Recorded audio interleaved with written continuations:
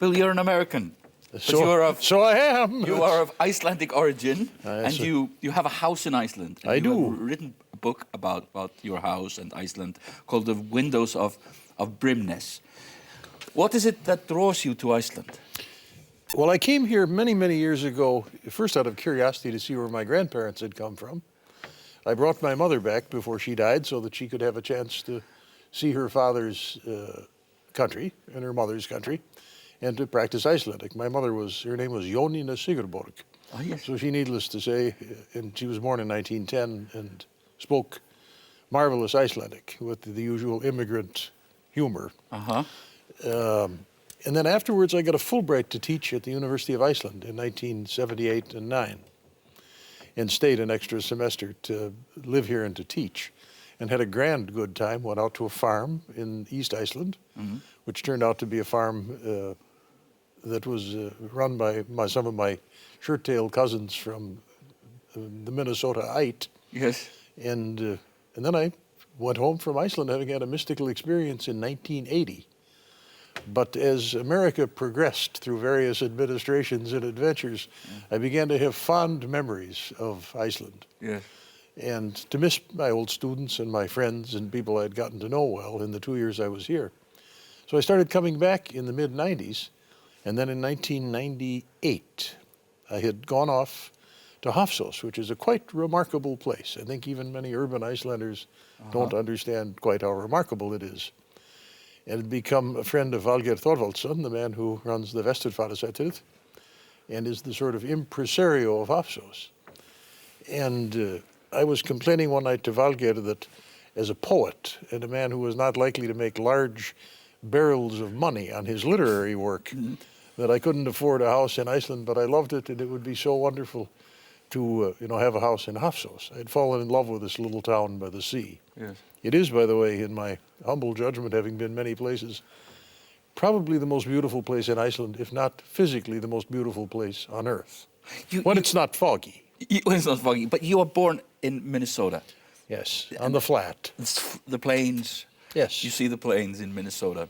Yes. And you don't see the sea. You are very far from the sea. Well, it's about 1,800 miles, about 3,000 kilometers. Yeah. I suppose if you had good eyes and you stood on a ladder, you might catch a glimpse. Yes. And you don't see any mountains. They're about 1,500 kilometers. And then you come. Did you want to see the sea? Did you want to live by the sea? I did. That was a childhood dream. I always loved books about the sea, and there was something about being next to the sea, that a little flame inside. But I'll tell you a curious thing. What really tempted me about Iceland was that as a boy, I wanted more than anything else to write poetry. And I was a little fat kid trying to get out of farm work, scribbling very bad little rhymed poems and, waiting for my mother to tell me I was a genius. And then growing up in America and discovering that poetry didn't amount to anything. No one took it seriously. I mean, if you went to a party or you went to a university and said, what are you into?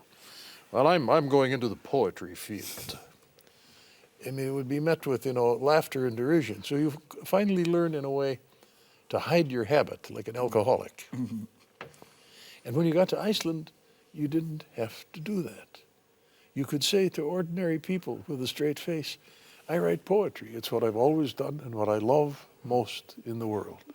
When my head gets confused by my prose and I'm waiting for the next sentence that amounts to anything to pop into my head, I go and I practice on hard music. You did the concert in Gljúfrasteinn in Heldur Laxness home. I was so touched when I discovered. I walked into that house, and I'd never been there.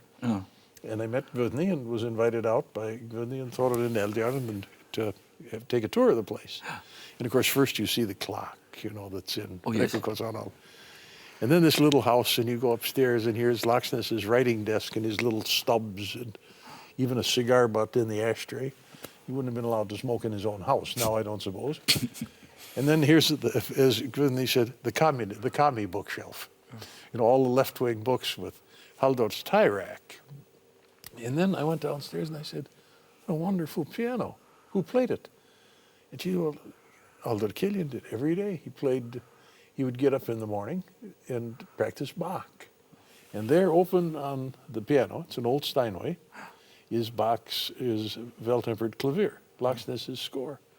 So I said, do you mind? You know, I'm a great fan of old Halvard Kiljan if I played a little fugue for his ghost. So I sat down and I played a fugue. I just opened the book at random and played one, missed a few notes, of course. I suppose Locksness did himself.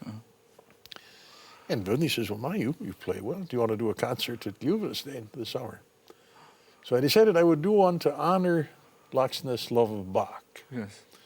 So I learned 3 or 4 pieces of Bach's violin music transcribed for just one hand. That's an old piano player's hobby or trick. Would you play for us? Do you want to hear a little of that? I would like to finish this this very good conversation I've had with you. I'd like to Maybe I'll play. I'd like to hear you play some Bach. This is one that I transcribed. There's no written music for it yet because it's in my head. Okay. I transcribed this myself. It's a saraband from his B minor partita for violin. So wonderful, Bill. Thank you.